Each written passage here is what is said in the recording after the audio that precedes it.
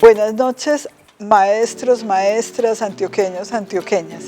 En cada rincón de este departamento, en las zonas rurales, donde las escuelas son multicursos, en las zonas urbanas, donde siempre tenemos una escuela emblemática que significa ese municipio en la que nos formamos todos, el punto de encuentro, hay maestros y maestras que hacen la tarea de transmitir el saber sabido. Eso es muy importante. Mi mamá, que era maestra, decía que no tenemos cómo reconocer ese trabajo tan difícil de desemburrar, y lo llamaba así. Pero también tenemos maestros que, además de llevar al conocimiento, hacen otras tareas, se expanden y empiezan a construir conocimiento. Ellos estudian, ellos conversan, ellos se aproximan al territorio, a los alumnos, a los padres de familia, se inventan nuevas formas de construir contenido, se inventan nuevas preguntas para la educación, nuevas maneras de que sus alumnos también se hagan preguntas. Son los maestros que investigan, son los maestros que innovan. Y en Antioquia los tenemos, por fortuna.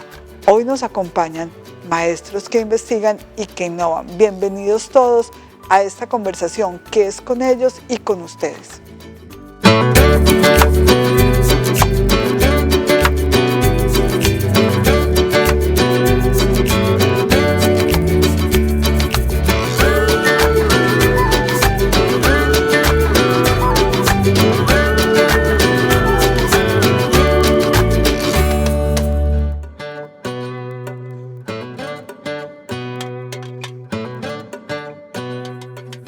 Hoy Santa Bárbara es protagonista, pero también es protagonista toda Antioquia, como cada 8 días en Charlas Maestras. Les damos la bienvenida y les queremos invitar a que nos llamen y participen con nosotros hoy. Líneas telefónicas 604-232-4604 y 018-051-50-15. Llamen, es gratuito, desde cualquier lugar de Antioquia pueden comunicarse con nosotros para conversar con Luzma o con Ana María, que está aquí, Ana María Vargas, que es docente, pero que además, pues que decir docente se queda uno cortico. Es una mujer que te enamora del hecho de aprender. Pero para que no se nos ponga celoso el muchacho que está al lado, que se llama Edwin Alejandro, dejémoslo en Alejo. Alejo es uno de esos profesores que dice que la pasión se puede transmitir. Muchachos y muchachas, innovar tiene que ver con esto. Quiero decir dos cosas en 26 segundos. A veces la publicidad nos enseña que los significados de las palabras no es el significado real en otros contextos. Con esto quiero decir que cuando hablamos de innovación no estamos hablando de la última nevera, del teléfono último modelo o del televisor más grande. Innovación es aprender a sortear, Luzma, los mismos problemas con soluciones distintas. Decía Albert Einstein que la locura se podía definir con intentar repetir siempre lo mismo para solucionar lo que no tenía solución. Hay gente que dice todo tiene solución si le buscamos un lado distinto. La educación es una de esas herramientas gigantes en donde no solamente a partir de ella solucionamos distinto la vida, sino que ella misma, la educación en sí, tiene que ser innovadora. Alejo, ya que hablamos de que la educación tiene que ser innovadora, ¿de qué hablamos cuando hablamos de innovación educativa? Luzma, muchas gracias. Vea, muy interesante lo que plantea Juan en un inicio. Cuando hablamos de innovación no hablamos del último invento, porque a veces tiende a confundir eso, está mal interpretado, o que hablamos solamente de tecnología, o lo ponemos ahí como sinónimo, o que hablamos que es creatividad. Hay dos definiciones que a mí me encantan. Hay una de Hawkinson, en el 2018, él define la innovación como la aplicación y el uso de una nueva idea. Entonces miremos que se queda en las ideas, no en el aparato, no en lo que hay, y también es en la aplicación, incluso no en el invento. Pero hay otra también muy bonita que me parece, y es en términos de la organización.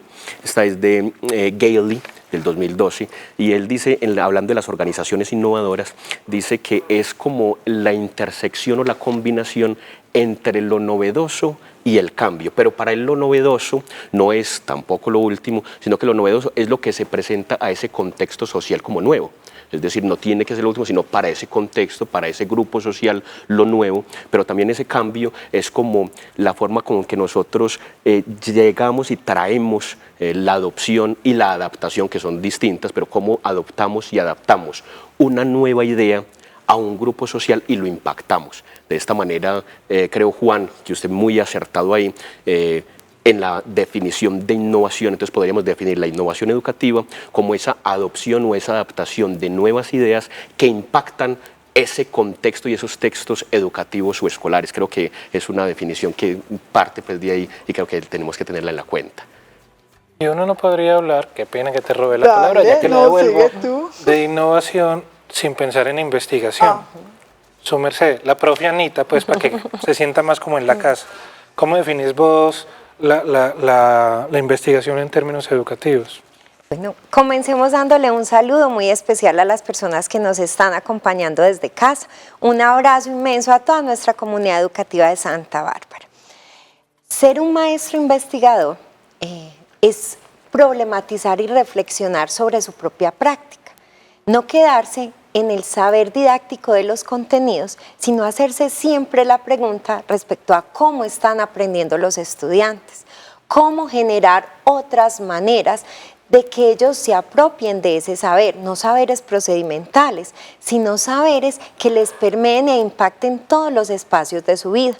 Un maestro y la investigación en el campo escolar da de cuenta de procesos de reflexión, de construcción de la propia práctica. Estos días me llamaba mucho la atención una compañera maestra de la comunidad de aprendizajes, me decía, cuando sistematicé mi experiencia, la profe Sandra decía, me descubrí como maestra. Ese ejercicio investigativo da cuenta de lo que plantea Oscar Jara y de Vasco, volver y generar un saber sobre los saberes existentes en el contexto. La investigación escolar da cuenta de cómo nos recreamos en el día a día, en ese encuentro con el otro, y generamos múltiples, diversas y maneras mágicas de generar a los estudiantes un aprendizaje que les toque la vida.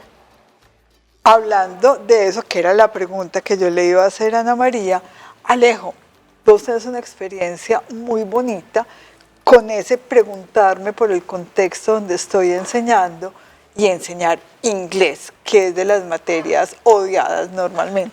Claro, Luzma, les cuento y a todos los televidentes. Cuando yo llegué a ser maestro hace ya 20 años a una zona rural en Santa Bárbara, pues uno llega con todo ese bagaje que cree saber en la licenciatura, que llego con todas las herramientas, todas las metodologías frescas para impartir e impactar el contexto. Pues veo que llego a un contexto donde los chicos nunca habían visto inglés, no tenían un profe licenciado en inglés, no le veían necesidad al aprender inglés, no le veían la razón de aprender ese idioma porque todos tenían algo ya como definido, voy a trabajar en la tierra con mis padres, a formar una tiendita, estaba ahí. Y yo con mis herramientas no pude como hacerlos enamorar de todo eso. ¿Qué tuve que hacer? Empezar a mirar en los chicos qué era lo que pasaba allí con ellos y empiezo yo a mirar que el único contacto que ellos tenían con el idioma inglés era la música.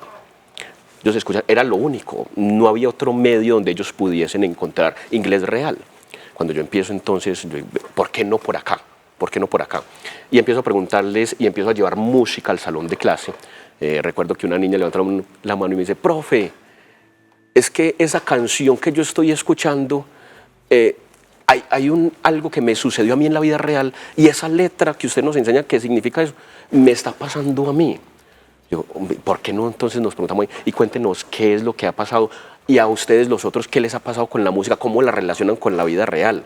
Y empezamos a hacer ya entonces textos multimodales, a hacer videos de lo que les pasaba, pero fue el pretexto también para mí para llegar al salón de clase y a partir de la música enseñarles gramática, de cómo es entonces esta letra, pronunciación y hacerles preguntas sobre la, pero también del contexto, a partir de esa música, cómo recontextualizar esas letras de las canciones que son globales para traerlas al contexto real y a las problemáticas propias de la ruralidad, de los contextos, y eso me dio resultado y de esa manera pues fue algo innovador en el sentido que tomamos la música que no fue hecha para enseñar, tomamos una herramienta o un material que es auténtico y lo traemos a las problemáticas reales y los chicos se enamoraron. Creo que eso fue fundamental. ¿Y cantas bonito? No tengo esta voz de tarro, esta voz pero yo sé que hay una muchacha en su casa que sí canta muy bonito, que la tengo aquí a la izquierda. Sí. Y así como a vos el inglés, a vos aprender, enseñar a leer es la pasión. Sí. Háblanos un poquito de eso, por favor. Los lineamientos curriculares para la enseñanza del castellano nos invitan a todos los maestros, independiente del área, del currículo y el grado que acompañemos, a formar lectores. Desde esa perspectiva, formar lectores no que decodifiquen, que unan unos fonemas y le asignen unos grafemas, sino que comprendan, que hagan una lectura y una interpretación del contexto, de esos signos gramaticales, pero también de esas imágenes. Es un proceso maravilloso para uno acompañar en el aula de clase. Cuando un niño aprende a darle sentido a aquello que lee, es un niño que se está apropiando del mundo y él va a empezar a significar y a resignificar su mundo. Él va a empezar a ampliar su ámbito de comprensión y va a ir generando otros andamiajes sobre los cuales posteriormente va a hacer ese encuentro con la escritura. Adicionalmente me encanta, me apasiona enseñar a leer por ese encuentro con la literatura. Esa oportunidad de que los niños se disfruten y se generen a sí mismos otras expectativas y otras comprensiones del mundo. A partir de la palabra se levanta el mundo. Vos les enseñas a la gente a leer en español, vos les has enseñado a la gente incluso a enamorarse en inglés, y Luzma nos ha enseñado tantas cosas como la que nos va a enseñar a continuación. María Nimia, bienvenida. María Nimia nos llama desde el Bagre. Cuéntanos qué quieres hablar con Alejo y Ana María. A ver, con Ana María quisiera que nos aclarara un poquito cómo la educación preescolar se vuelve base para establecer las competencias en el proceso evaluativo, en todo el proceso de secundaria y de la media vocacional. Muchas gracias, María Nimia. Antes de darte la palabra, quiero decir lo siguiente para que todos los televidentes entiendan y sepan. Estamos entre nosotros con una celebridad, porque ella además ha estado por toda Antioquia acompañando muchas instituciones educativas a ser mejores. Por eso mismo, no se extrañen que la llamen de cualquier lugar de Antioquia, porque municipio que tenga lugar en este mapa es municipio por el cual vos has pasado. Bueno, muchas gracias, eres muy generoso con tus palabras. María Nimia, un abrazo inmenso y muchas gracias por comunicarte con nosotros. Desde el preescolar, el primer nivel de la educación básica, tiene una propuesta muy bonita, es el único grado que no se pierde y que las actividades y los procesos no requieren una calificación. Es decir, el preescolar es todo un proceso formativo y la devolución que hace el maestro es descriptiva y de acompañar unos procesos de formación integral desde el fortalecimiento de las 6 dimensiones. Cuando la maestra María Nimia nos dice cómo fortalecer los procesos evaluativos en el preescolar, hay 2 elementos ahí fundamentales. Primero, la apropiación que debe tener todo maestro de preescolar de la norma técnica curricular, especialmente apropiarse del sentido de las actividades rectoras, el sentido del arte, de la literatura, del juego y de la exploración del entorno. Pensarse su clase en términos de la generación de unas experiencias pedagógicas que pasen por momentos de indagar esos intereses de los niños, proyectar experiencias pedagógicas, vivir con los niños experiencias y valorar esos impactos logrados para generar nuevos procesos de apropiación de sentido. La evaluación en el preescolar, además de suponer esa apropiación del maestro de los referentes técnicos de calidad, de esa lectura del contexto que hace de sus estudiantes, implica también una disposición de los espacios y que los espacios sean favorables para los estudiantes, con una vinculación directa de las familias. El preescolar entonces es una invitación a que se trascienda de un aprendizaje estructurado hacia darle el lugar al niño para que él sea el protagonista de ese saber que se construye en el día a día en su aula de clase. Ya entendimos por qué es una celebridad esta muchacha, porque además va hablando y no ¿Qué como enamorada. uno va haciendo clase y se va encantando. Vamos a darle espacio a una persona, a Sebastián Giraldo de la Secretaría de Educación. Él nos cuenta, él que está en infraestructura educativa, tecnología educativa, ¿de qué hablamos cuando hablamos de innovación? El día de hoy nos han invitado a hablar un poco sobre el tema de innovación pedagógica. Queremos hacer una reflexión en torno a todas las herramientas que se comienzan a brindar desde la Secretaría de Educación para buscar que cada vez exista un poco más de innovación en las aulas. Hemos implementado proyectos que permiten a los docentes tener herramientas para dinamizar sus clases, buscando impactar en lo que es la deserción escolar y generando innovación y participación en los ambientes. Un proyecto muy bonito que estamos implementando en 23 municipios, el cual es una solución TI completa. ¿Por qué? Porque estamos involucrando lo que es hardware, software y la capacitación de las personas para el uso de estos ecosistemas y así poder generar innovación. Es pertinente con estas herramientas y buscando generar innovación que la educación torne a ser un poco más especializada y menos general, buscando en sí desarrollar habilidades que los alumnos muestran en tempranas edades y poder fortalecer estas habilidades para lograr esa interdisciplinariedad que buscamos en toda la mano de obra futura y especializada de nuestra comunidad y de nuestro departamento. Es muy importante también apoyarnos en esas herramientas para desde la planeación estratégica en la Secretaría de Educación tomar decisiones asertivas con respecto a hacia dónde iremos. Entonces, uno de los ejemplos que tenemos es todo el desarrollo de redes que se están llevando en las instituciones educativas urbanas para poder identificar los hábitos que están teniendo tanto docentes como alumnos de consumo de la tecnología.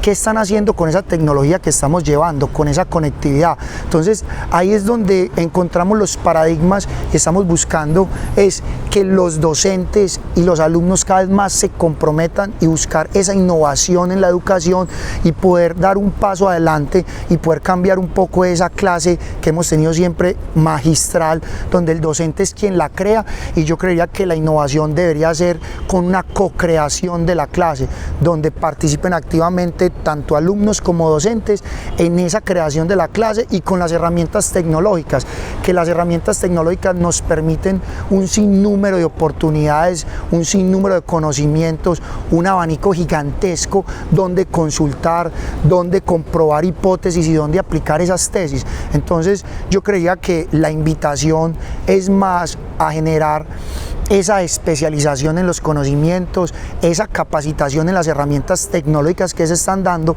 para, con base en la tecnología, lograr innovación en las escuelas, lograr innovación en territorio y lograr que esa innovación que se está llevando en realidad tenga un fin y un propósito, buscando arraigarse con la palanca productiva de cada comunidad. Entonces vemos que la innovación es de parte y parte, no solo la coloca el docente, sino que con las herramientas tecnológicas es invitar a todos estos nativos digitales a generar co-creación en la innovación educativa.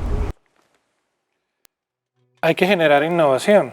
Y la innovación empieza también incluso hasta por tomar el teléfono, llamar y compartir una experiencia como la que Alexander Castrellón nos comparte desde Santa Rosa de Osos.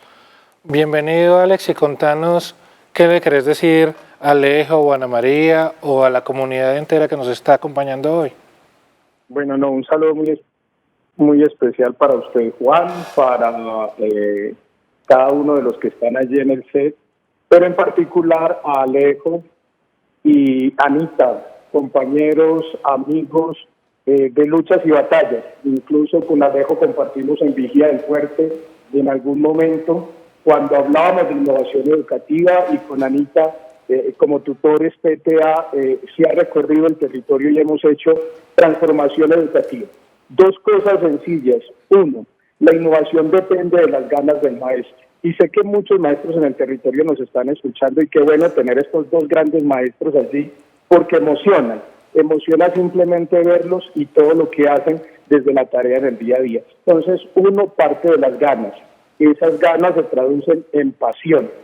Y dos, la vocación. El maestro que tiene vocación es un maestro que innova. Si el maestro no tiene vocación, no puede innovar. Entonces, mi abrazo para Anita y mi abrazo para Alejo. De verdad que mi recuerdo y cariño en la distancia, y qué bueno que están allí representando a todos los maestros de Antioquia.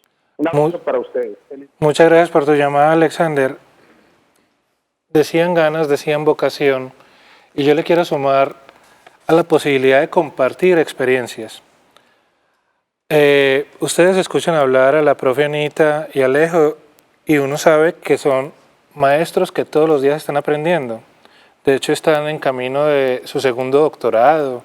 Ellos siempre están aprendiendo, siempre están estudiando para poder compartir.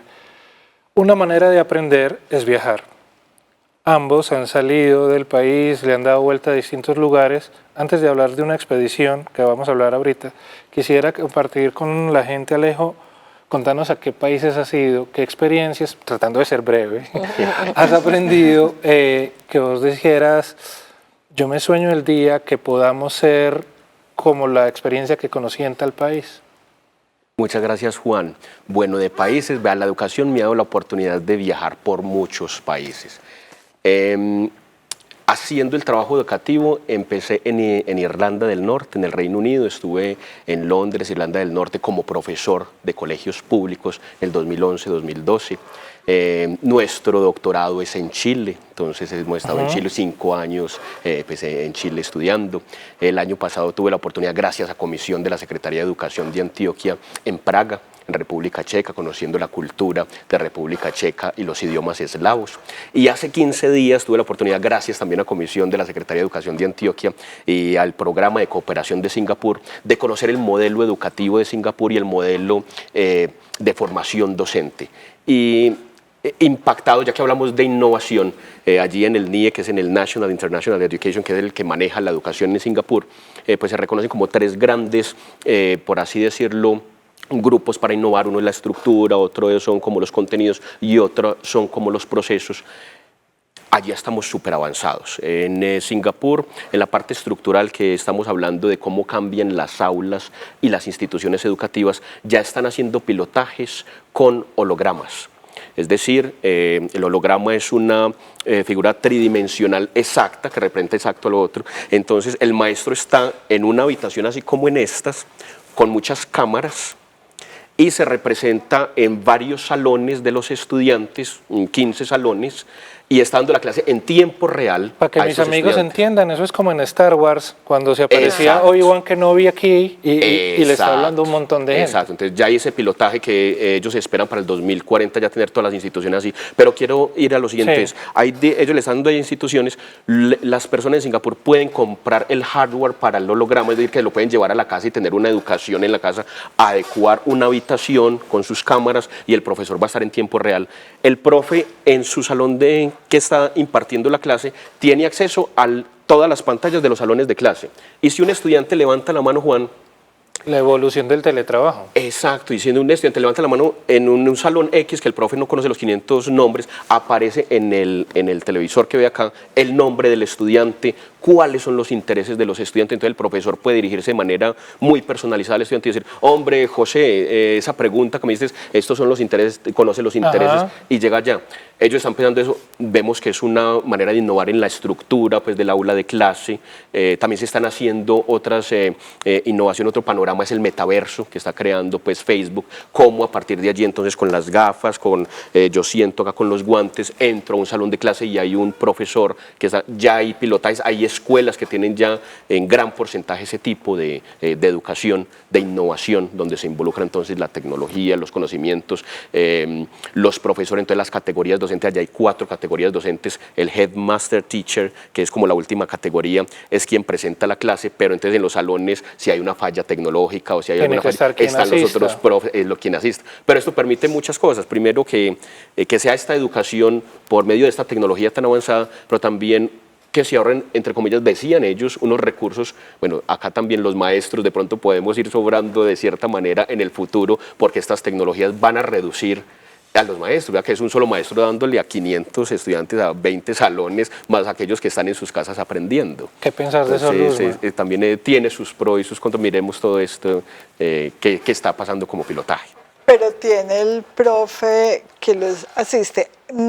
Pero me deja una pregunta, ¿por qué seguimos en la clase tradicional, en la clase el maestro enseña, el alumno aprende, y no en cosas como las que hace Ana cuando trae a los padres para que aprendan con los chicos, o la otra en la que han trabajado juntos, que es la comunidad de aprendizaje de Santa Bárbara? Explíquenos un poco, porque nosotros no somos de ahí, qué es comunidad de aprendizaje y cómo así que municipal. Nosotros somos docentes tutores del Programa para la Transformación de la Calidad Educativa Todos Aprender. El PTA es un programa que llega a las comunidades que históricamente han tenido desempeños bajos en pruebas estandarizadas o que solicitan sus directivos docentes ser focalizados como una estrategia de apoyo tanto a los procesos de formación docente como a la generación de aprendizajes didácticos del contenido, del lenguaje, las matemáticas y en educación inicial. Nosotros hemos tenido la fortuna de acompañar 2 subregiones en el departamento. Fuimos tutores en el Urabá antioqueño y este año regresamos a nuestro municipio, a Santa Bárbara. Somos tutores de 2 instituciones y de 22 sedes rurales. Nuestra estrategia fue unirnos. Entonces ya dejaban de ser 2 instituciones y conformamos una comunidad de aprendizajes. Es decir, un espacio de encuentro donde maestros y bajo el liderazgo de nuestros directivos docentes, don Iván, que es un rector maravilloso, don Luz Uriel, que es encantador, ellos nos han permitido que nuestros maestros compartan escenarios de formación, de aprendizaje cooperativo y que se sueñen entre ellos mismos oportunidades de fortalecimiento disciplinar. Nuestra comunidad de aprendizajes cuenta con 6 líneas. Una de esas líneas está referida a la formación. Entonces, cada ciclo, cada momento que el PTA designa nuevos aprendizajes para ellos, hacemos eventos académicos, donde no solo asisten nuestros compañeros maestros focalizados, sino que también invitamos a maestros de otras instituciones. Ellos participan de secciones de trabajo situados de matemáticas, lenguaje y educación inicial. Y pueden como aprender otras maneras de enseñar cuando están entre ustedes. Nosotros hacemos unos ejercicios de modelación de esos nuevos aprendizajes y les incorporamos elementos del contexto que ellos puedan recrear. Por ejemplo, para este nuevo ciclo se viene todo el desarrollo de la lectura emergente, cómo aprenden los niños a leer, y nos estamos pensando estrategias como las paredes letradas, los ambientes dinámicos de aprendizaje, llevar al aula esos empaques de los alimentos de los niños para que ellos desde ahí, algo que les es cotidiano, aprendan a componer, a descomponer, cómo suenan, cómo se conforman las palabras, y ese encuentro con la literatura. Adicionalmente, otra línea que tenemos con los maestros es la de la sistematización de experiencias. Lo que contabas ahorita de la profe. Exactamente. En nuestra comunidad de aprendizaje logramos en los 2 colegios apoyar la sistematización de 12 experiencias significativas en el marco de las experiencias y de los premios Maestros para la Vida. Pero eso no lo dejas para unos meses más tarde, unas semanas más tarde. Vamos, ustedes transmiten tanto amor por la educación, tanto amor por lo que están haciendo, que nuestros televidentes hoy están muy activos. Saludamos a Jesús Convariza, que nos llama desde Valparaíso. Jesús, muy buenas noches. Cuéntanos de qué vamos a hablar con Ana y con Alejo. Muy buenas noches. Ana María, las multiformes y coloridas mariposas de Valparaíso te saludan. Mi profe, un abrazote. Creo que con eso me recuerdas. Sí, señor, mi profe, las mariposas. Profe, además del saludito del suroeste, me gustaría como preguntarte, basado en la experiencia que tienes con el manejo del lenguaje, ¿cómo se podría incorporar, o usted qué podría imaginar cómo incorporar el lenguaje en un proyecto de ciencias como es, por ejemplo, la investigación de las mariposas, de la biodiversidad del suroeste. ¿Cómo te imaginas que con base en el conocimiento que tienen podría motivar a los estudiantes a contar historias alrededor de lo que han aprendido de la biodiversidad? Maestro, un abrazo y muchas gracias por comunicarse con nosotros. Los voy a contextualizar un poco. El maestro tiene un proyecto maravilloso en Valparaíso. Resulta que él ha investigado y tiene un grupo de investigación con sus chicos a partir de las mariposas. Han descubierto especies que no estaban registradas. Respecto a qué pudiera él escribir, se me ocurre la posibilidad de que empiecen a trascender y a caminar por distintas tipologías textuales. Es decir, textos instructivos para que las demás personas que no sabemos nada de las mariposas conozcamos, por ejemplo, cómo es el proceso de las mariposas. Él me contaba en una ocasión que a los chicos que tenían ya un rótulo de que eran estos más inquietos, más necios, les daban una mariposa. Y ese chico se debía encargar de todo su cuidado hasta que ella nacía. Qué rico que el chico contara y escribiera un texto narrativo, pero también un texto poético, que él escogiera la tipología y la silueta textual a través de la cual va a narrar su experiencia de la espera y el cuidado y que siente ese acompañar la vida de las mariposas. Y es una experiencia hermosísima. Yo incluso a Edwin le compartí la experiencia. Desde tu área, por ejemplo, ¿qué se te ocurre también que le podemos recomendar al maestro? Hay mucho por hacer, es maravilloso. De hecho, hoy en día, profe, hay pues uno de los grandes grupos es precisamente con lo que es lo que son los temáticos, el currículo temático. Entonces, el tema de las mariposas se puede tomar pues desde todas las áreas. Acá se me ocurre, por ejemplo, en física, matemática, cuánto puede volar una mariposa en su vida. Cuántos metros, cuántos kilómetros, y ahí trabajar las unidades o medidas de distancia con los chicos. Pero también en inglés pues las diferentes formas, desde que él está pues en todo su proceso como tal.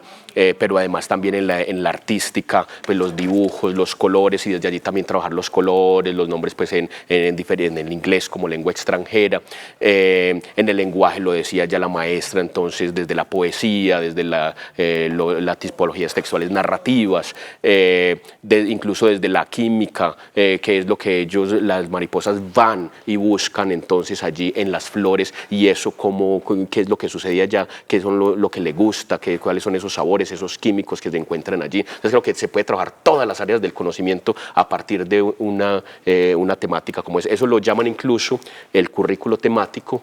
Está trabajado en muchas instituciones y en varios países que trabajan un solo tema, y a partir de ahí todas las asignaturas. A mí me gusta que los trajeron aquí a hacer la tarea, es decir, maestros enseñen, digan qué podemos hacer. Algo que podemos hacer, y vamos a volver después de unos mensajes con la maestra Luz María, es recordar que la poesía, como dice la maestra Anita, es una manera de aprender, de enseñarnos, de sentir, de recordar, porque la memoria, que tiene que ver con la emoción, y yo no soy maestro, pero lo sé porque soy estudiante, la memoria de la emoción hace que a uno no se le olviden fácilmente ciertas cosas. Es muy bello escucharlos a ustedes, es muy emocionante escucharlos. Cuando vengamos de los mensajes, vamos a ver dos recuerdos de ustedes, de esas fotografías que han estado pasando atrás de nosotros, y vamos a tener también historias para compartir con ustedes esta noche en Charlas Maestras, que es posible gracias a la Secretaría de Educación de la Gobernación de Antioquia. Ya volvemos.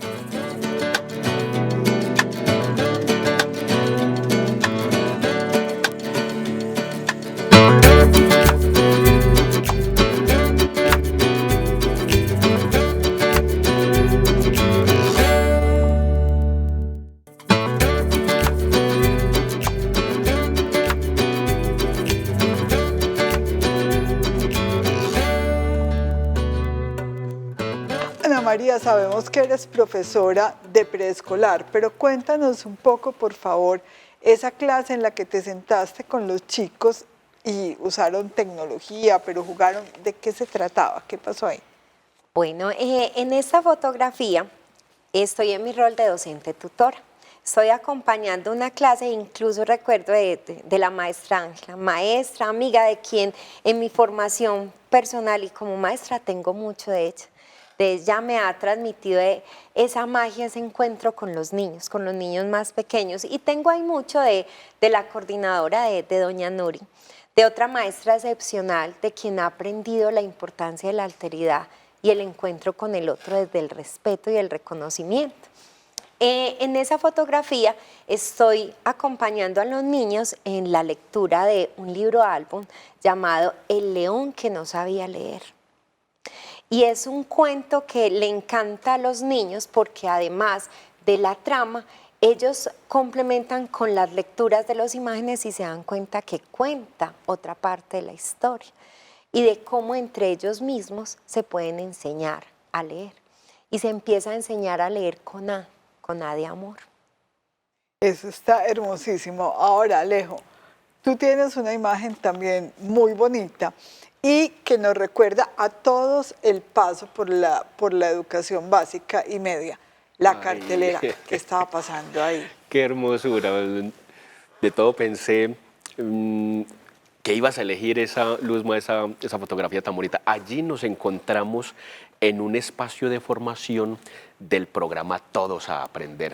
El programa Todos a Aprender tiene un espacio que es de formación en cascada, donde el Ministerio de Educación con unos expertos transmiten lo que han visto como necesidad en educación, de lo que nosotros también desde abajo vamos comunicándole al Ministerio. Entonces transmiten unos conocimientos y se lo transmiten a unos formadores.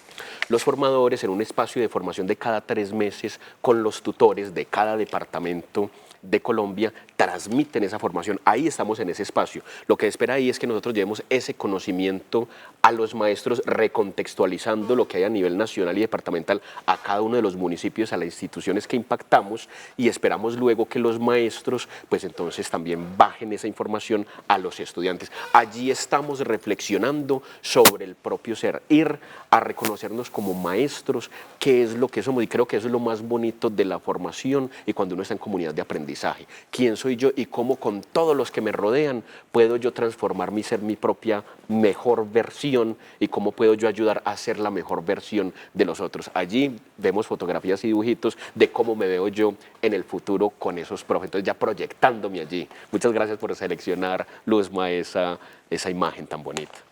Yo quisiera preguntar o compartir con ustedes el siguiente pensamiento, y es: ustedes estudian doctorado, recorren el mundo y todavía el lugar de su pasión es un salón de clases en Santa Bárbara, Antioquia, lejos del ruido de los aeropuertos que ustedes visitan. Ahí hay algo que se llama pasión. Me quiero quedar con esa palabra que dijiste ahorita cuando dijiste a leer se enseña, empezando por la A de amor.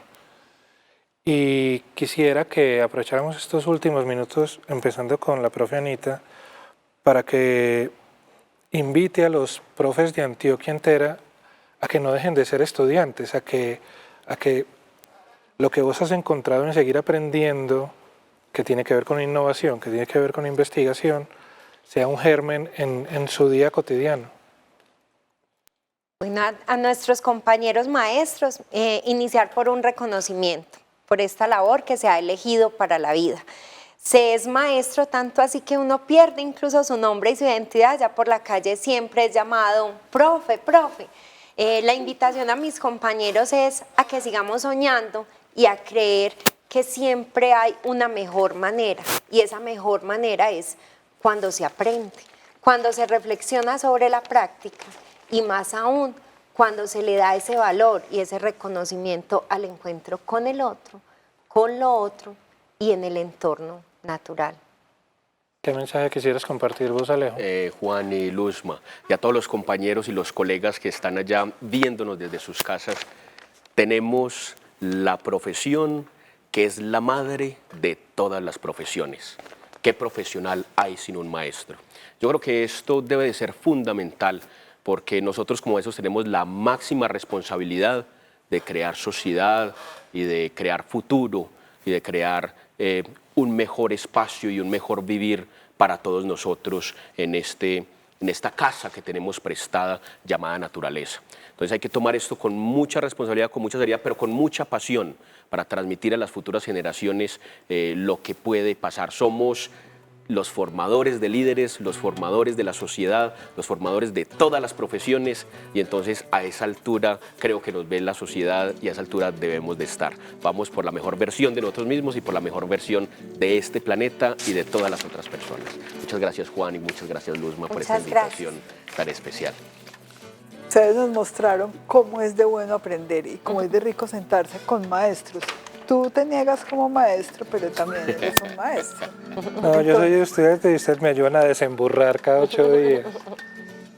Muchas gracias a todos por acompañarnos en casa, muchas gracias a toda la comunidad educativa en Antioquia. La comunidad educativa somos todos somos padres, primos, tíos, cercanos de alguien que está estudiando, de un profesor. La comunidad educativa es la comunidad entera. Decía un amigo tuyo, Guillermo, decía que escuela es todo lo que hay bajo el sol. Y hoy sí que hemos tenido una lección sobre esto. Nos vemos en 8 días más en Charlas Maestras. Siempre están bienvenidos. Este salón es de ustedes.